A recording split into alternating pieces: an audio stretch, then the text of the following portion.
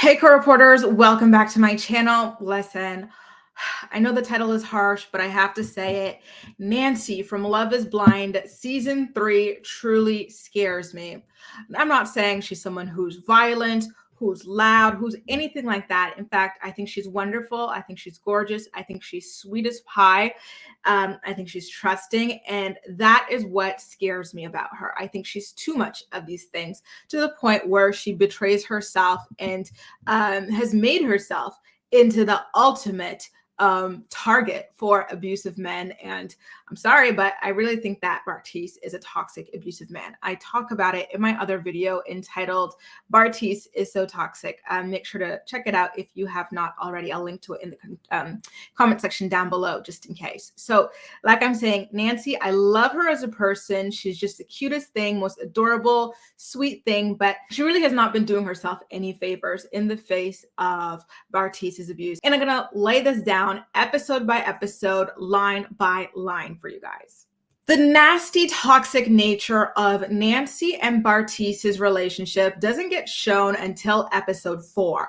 And that is in the famous scene where he's in bed with his fiance, their first or second night ever, their second night, talking about how gorgeous he thinks another woman is, a different woman that he had just finished dating in the pods. And he literally explicitly told her that himself and this other woman, Raven, are the hottest people there that everybody flocks to in the real world because they're so hot. Basically saying, you ugly plebs don't know nothing about this. Oh my God, I should have gotten myself with this hottie because we would just be the hottest power hotness couple. And Nancy kind of just sat there and took it. And I was like, sis, if you don't open up your mouth and tell that man to shove it and STFU, about that other woman, like, what are we even here for, And then in the following episode, she kind of tries to confront Bartise about his conversation that he had hyping up Raven over her, but she doesn't actually say anything to him about it. She just I don't know, she really skirts around the issue, and it was kind of like a conversation for nothing. And I really felt like she should have just straight up told him that it was inappropriate for him as an engaged man to be bragging about another woman's beauty and kind of leaving her there like she's chopped liver, she's ugly, she's nothing. You know what I mean? And then further on in episode 5, Bartise brags to Nancy again because she has not confronted him. She has not set him straight about his behavior and he's trash. He does it again. He goes, oh my God, Raven is so gorgeous and fit. And he really emphasizes fitness and stuff and how much he's attracted to women who are into fitness.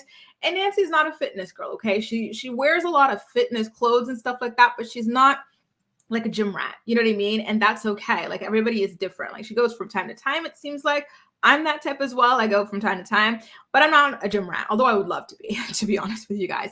And it just felt like he was deliberately telling her that she is not in good enough shape for him. And again, that she is nowhere near as beautiful as Raven, which is just so awful, and it's so toxic. And I can't believe that she sat there and took it. And in her eyes, I kind of felt like she was getting the ick from him. But then our girl turns around and tells this F-boy that if it was decision day today, if they would have their weddings today, she would say yes to him at the altar and marry him. After all that, after this man literally told her to her face twice, she's not beautiful enough for him. She's not fit enough for him. Raven is beautiful enough for him. Raven is fit enough for him. Nancy's not a head turner. Raven's a head turner. Bartise is a head turner. Girl, are you kidding me? I felt sick watching that scene. I was like, Nancy, stop it. Stop it. You're letting this man know or think that he can disrespect you time and time again, and you're just going to sit there and take it. It's not good. And then things actually even get worse from there. Her beautiful qualities of just being a kind person who is not a hot-headed person or something like that get turned around and used against her, and then in episode 6 and 7, you see her generosity be something that can potentially be used against her by Bartise or by other men in the future who watched the episode and see how vulnerable this woman truly is. I wonder why she's that way. I kind of believe, based on her own interviews, that she feels as though her clock is truly running out and she's got to settle for whatever it is she can get in order to start having babies. And that makes me really, really sad for her. Yes, I know she's in her 30s, but she does not need to settle for toxicity in order to have kids. Okay. So now let's get into episode 6. In episode 6, we see that Nancy is a prime target for financial abuse. She's a very accomplished, intelligent woman who owns 5 properties outright. 2 of them she still owns with her ex. And you can see in like, first of all, let me just say, how do you, as a woman this successful, how are you letting a man play you? You know, a 25-year-old boy, I shouldn't even say man, a 25-year-old boy like Bartise is playing you, and you've got all this going on and you're gorgeous. Could not be me. I'm sorry. It could not be me. Girl, stop it. You need to, I feel like Nancy needs to take a good look in the mirror and realize who the hell she is. She's got it all going on. So Bartise is really jealous of Nancy's financial success, that her ex co-owns 2 of the homes with her. You know, I know that she kind of claimed that he was just her realtor, and she made it seem like they were more distant in regards to their ownership situation or whatever. But at the end of the day, people who own homes understand how hard it is, okay, to get someone's name off the paper. Like, they're probably waiting for better rates or refinance in order to get his name off. It doesn't mean they're effing each other or anything like that, you know, but Bartise would not understand because Bartise does not own property. Okay. So now when he realized how many properties and how she owns them, they're not mortgaged or anything like that, his eyes really lit up. And then Nancy just made herself the biggest target, not only for Bartise, but for other men watching the show as well, to go, wow, not only does this woman have a massive real estate portfolio, but she's over here on TV talking about, well, I believe what's mine is yours. So, you know, if I make $200,000 a year, hint, hint, she makes $200,000 a year. My husband makes $200,000 a year. If I have 5 properties, you have 5 properties. You get a property. You get one. You get one you didn't earn. You get 200,000 you didn't earn. She really just sat up there and said that. I was like, Nancy, stop it. That is the biggest pile of BS I've ever heard in my life. Like, it should not work that way. You know, like, I certainly do not think this way. I own some properties as well. And let me tell you, what's mine is not my man's. Okay. It's mine alone. And if you get married, then from that point on, that money is stuff that you guys can share. But I believe whatever you have before is your own stuff, you know? And I just didn't like it how she so freely gave that information up to someone like Bartise and on camera. You know, I think from this point on, first of all, I don't believe she's going to marry this man or that he's going to marry her. If they do, I believe they'll divorce 30 seconds later. So she will be dating again and trying to find a new a husband. And now it's going to be really difficult for her because she just really, you know, sat up there and played herself and said, listen, I am easily parted from my money and I've got a lot of it. 200,000 plus a year and 5 properties that I will easily give away to someone just so they can fertilize my eggs and give me a baby. This is why I said Nancy scares me. Like, when she said that, I was like, girl, I am scared for you. You really just sat up there and said that. No. Ça se fait pas. Like, why would you do that? Why? You know, what was the reason? So did you guys notice that when Nancy says, when I make 200,000, my husband makes 200,000, Bartise says, fuck boy eyes, I'm sorry to even swear, but his fuck boy eyes lit up like a damn Christmas tree. What is that place in New York? In Manhattan Square, Times Square in New York. And he literally repeated it in his confessional. He was like, Nancy said, if she makes $200,000, I make 200. He was so excited. He's like, oh, well, you know what? I'm not that attracted to this woman physically, but she's over here talking about being my sugar mama, and my sugar mama is about to give me $200,000 a year and 5 properties. I might have to force myself. I might have to do it, you know, do it for the coin at the end of the day. And I was like, girl, I don't understand why you did that. That was not smart. Especially when you've already shown yourself to be a pushover, perfectly fine with being disrespected by your fiance and in front of the world, you know? So in episode 7, Bartise kind of kicks things up a notch when it's time to meet the families. And so he invites his parents and his sister over. They rehash this abortion discussion that he had with Nancy. They're on different ends of the spectrum when it comes to that, which, listen, as friends, whatever, but as a married couple, I'm not so sure. Or as a couple in general, I'm not so sure that would work out. But I just find that's something that they can work through together. But then Bartiz decides to throw Nancy under the bus by revealing that sensitive information to his family. His sister's dramatic ass starts crying about women aborting fetuses or whatnot. Like, sis, go out there, adopt all the kids out there looking for a home. If you want to cry that bad, stop it. So I didn't like the way that Bartiz threw her out to the wolves like that, but she really did not say anything. She let that situation play out without confronting him later, or even in the heat of or even in the moment. And I did not like that, but that's fine. So here's where we continue to talk about how Nancy's overwillingness or kind of borderline desperation to get married and how scary it is. So we already covered the financial abuse potential with her, but here's how things go. Like in episode 7, the people that were in the experience in the pods but did not get engaged come. And so Andrew was someone who had proposed to her that she rejected, and he pulls her aside for a conversation and he asks her if she ever thinks about their relationship. And she just says, listen, let me cut to the chase. I do not regret saying no to you, and I do not regret getting engaged to Bartiz, which is ordinarily a good thing, except being engaged to Bartiz should be her biggest regret in life, right?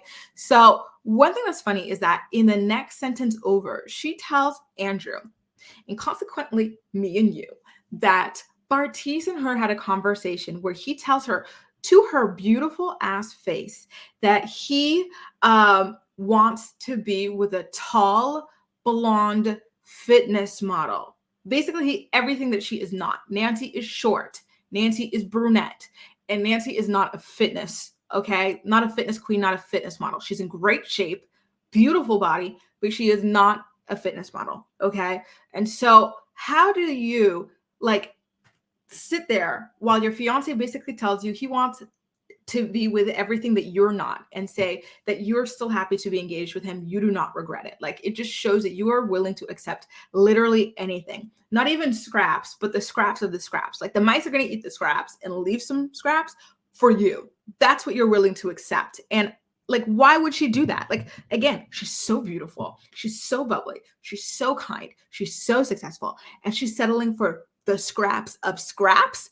I don't understand it. And she's advertising herself as being so low self-esteem on TV that it's scary what's going to happen to her when this experiment is over. And the vulture, because I'm sorry, men, I'm not saying all men, but some men are vultures, who will watch this and try to get with her after the show. And they are gonna, if you thought Bartiz was bad for her, wait until you see what kind of crouching tiger, hidden dragon is awaiting her next, okay? And so not only that, but she cries to Andrew that she really wants this, this guy who wants to be with a tall blonde fitness model to love her. She's like, why won't he love me? I just want him to love me. Sis, stop it. Pull your britches back up, wipe those tears, and walk away. This is not it. This is not the move. Like, you should not be begging for love from Bartiz, of all people, or, especially not on TV. Like, do you guys understand where I'm coming from with this? Like, there's just so many red flags here that she's willing to accept in order to get married. I don't even know if it's particularly Bartiz that she wants to marry, or she just wants to get married in general. I'm leaning more towards wanting to get married in general and have those kids because, like she said at the beginning, the clock is ticking, and it's just not good. It's not good. So now the world knows this, that she is this way, as beautiful, as smart, as successful, as lovable as she is, she's willing to accept the worst out of somebody and still try to make it work, still try to get married. You can tell her to her face she's not attractive. You could tell her to her face she's not fit enough for you. You can tell her to her face that that woman over there is 10 times more beautiful than she'll ever be. And she's still going to sit there like, so I just tried on some wedding dresses and I kind of want to I want to ask you, do you prefer mermaid? Do you prefer trumpets? You know what I mean? Like, she's still gonna try and marry you. And not only that, but she's going to try and incite you, incentivize you to marry her. I'm sorry, you guys, I've been losing my English, y'all. I've been losing it so bad. I am just in such a French world here. I'm losing my English. I'm sorry. So, but she's trying to incentivize him to marry her now by saying, oh, well, I've got 5 properties. Come take a look. Does that make me a little more attractive? No? Okay, well, I own all of these 5 properties. And if I get married to you, hopefully, you'll have half of these. Does that incite you? Okay, well, not only that, like the used car dealer person who's gonna like throw on all these deals for you. Not only that, okay, but I make about $200,000 a year. And if you marry me, you too will make that $200,000 a year because I'm going to open up my wallet and let you use however much of my money you want. Does that work? And don't even worry because you can keep talking about how much hotter than me everybody else is. You can tell me again how you don't want to be with a woman that looks like me, but just just sign the paper. Just sign the paper. Like I am scared for her by the way she presented herself on this show. Nancy, you're way too good. You are way too good for that man. You are way too good to look at yourself so poorly and to accept so little. I really hope that after this show she gets some therapy because this is just not it's not healthy. It's not a healthy way to view yourself. It's not a healthy way to allow yourself to be treated. And you're not going to be able to buy somebody's love. You shouldn't want to buy somebody's love. It's just not good. I'm sorry. I love Nancy. This is not a video bashing Nancy. It's just saying, listen, as wonderful and as adorable as she is, she's got some characteristics in her style of dating that are dangerous to her. And that is why I find her a little bit scary in that respect. It's just, like, it's kind of like, if you see a kid walking by an open pool and you're scared they're going to fall in and drown or something, and you want to go in there and help them, but you can't swim either. So you're like, girl, get over here. Don't fall in there because I can't go in and get you. That's how I feel about Nancy. And I really hope that watching this show, she reflects, takes a good hard look at herself and get some help with her self-esteem and just her boundaries and stuff like that. It doesn't make you mean to have boundaries, Nancy. Everybody should have boundaries, and you're no different.